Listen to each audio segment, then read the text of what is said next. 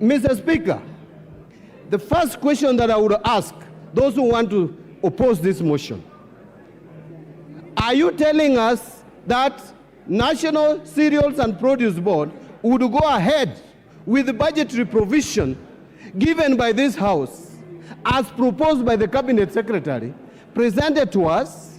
We give out money.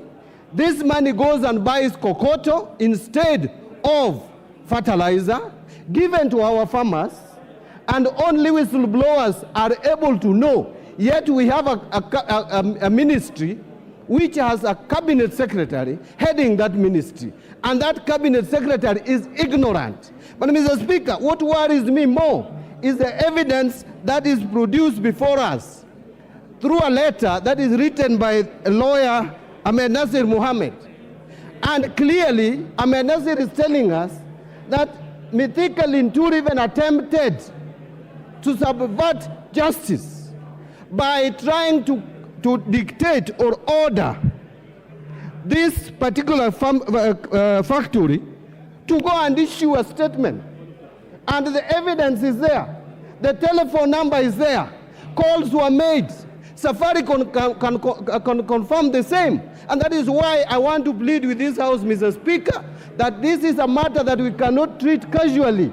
This is a matter of hunger. It is a matter of food.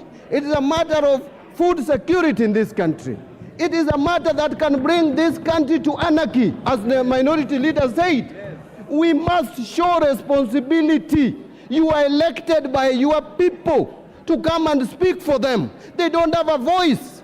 They cannot talk to Mithika Linturi. It is you who can speak to Mithika Linturi. It is you who can speak to William Ruto, who appointed Mithika Linturi. And when these cabinet secretaries were appointed, Mr. Speaker, I remember saying that this is going to go in the records of history as the most incompetent cabinet. And you can already see that some people are protecting, Mr. Speaker, Mithika Linturi and claiming that he was ignorant of what was happening in National Cereals and Produce Board. Mr. Speaker, if Mr. Linturi can be ignorant of what is happening at the National Cereals and Produce Board, then what can he be ignorant about? This is an incompetent... Honorable Mbadi, there's a point of order. Mr. Speaker, I rise pursuant to Standing Order number 83, as read together with Standing Order number 91, on the accuracy of information that is being provided by my very good friend, the Honorable Mbadi. Mr. Speaker, is it in order for the Member of Parliament, for the nominated Member of Parliament to claim that he had already made up his mind from the time the Cabinet Secretaries were nominated or appointed that they were incompetent, so that his information that he had at that time, which he never gave us in the House, when we were approving Mithika Linturi, is it in order, Mr. Speaker, for somebody to redact information which we thought he had or which he thinks he should have had?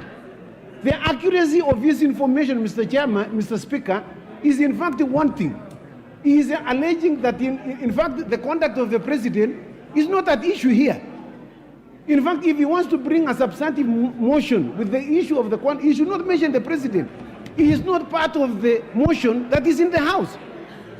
The motion is in the House is with regard to the Honorable Mithika Linturi, who was his colleague in the 13th Parliament.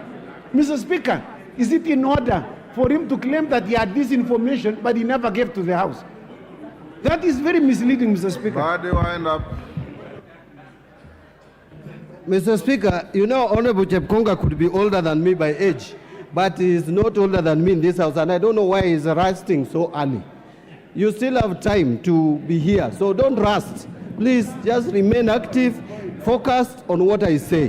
Mr. Speaker, I was reminding the President, we are appealing to the President as the appointing authority. That is what we are doing here.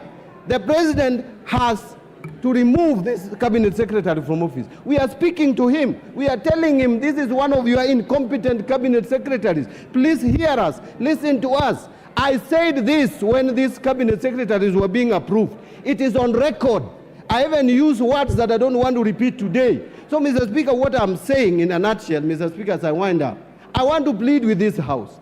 Please allow this motion to go through so that we can appoint a select committee of 11 members to interrogate this matter, look at it into details, look at the evidence adduced, so that if there is no evidence, we will let Linturi continue running the ministry. If there is evidence, let us get him out, get another Kenyan, even if we want a Kenyan from that region where he comes from. There are so many competent Kenyans from that region, that county, that part of the country. Mr. Speaker, I want to plead and persuade, including the majority leader, support this motion so that we can have these matters settled in a professional manner through the committee of this House. Mr. Speaker, I support.